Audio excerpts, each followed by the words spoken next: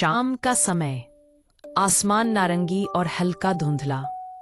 दो बच्चे, अयान 10 साल और रिया 8 साल, स्कूल बैग लेकर घर लौट रहे हैं।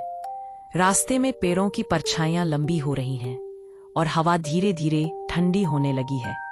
रिया अचानक रुकती है। उसे सड़क के किनारे मिट्टी में कुछ चमकता हुआ दिखता है। वो झुककर उठाती है, एक पुराना खिलौना भालू, टेडी बेयर, जिसकी एक आंख टूटी हुई है। फिर भी वो मुस्कुराता हुआ दिखता है। घर में रिया खिलौने को अपने तकिए के पास रख देती है।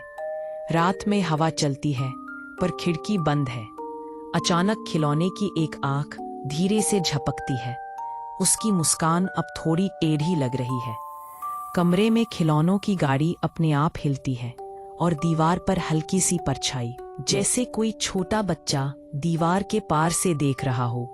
अगले दिन सुबह रिया देखती है कि खिलौना अब उसकी अलमारी के ऊपर बैठा है, जबकि उसने उसे तकिए के पास छोड़ा था।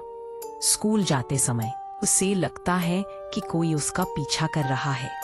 पेड़ की डाल पर वही खिलौना टंगा हुआ दिखता है, लेकिन जब वो दोबारा देखती है, वहां कुछ नहीं होता। शाम को अयान किताबें पलट रहा होता है। उसे एक पुरानी अखबार की कतरन मिलती है।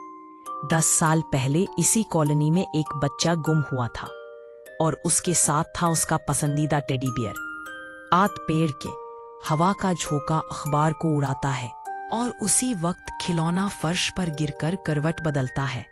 उसकी टूटी आंख अब चमक रही है। रात में रिया को सपना आता है। एक बच्चा पार्क में बैठा रो रहा है और उसके पास वही खिलौना है। बच्चा कहता नहीं, बस इशारा करता है, मुझे घर पहुंचा दो। Block coat.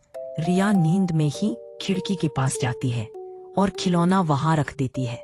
बाहर से हवा चलती है और पेड़ों के बीच से एक हल्की रोशनी गुजरती है, जैसे किसी आत्मा को शांति मिली हो।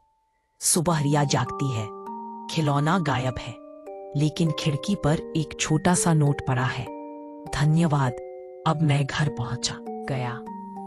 कोई बाहर जाता है। पार्क के पुराने बेंच पर अब खिलौना रखा है।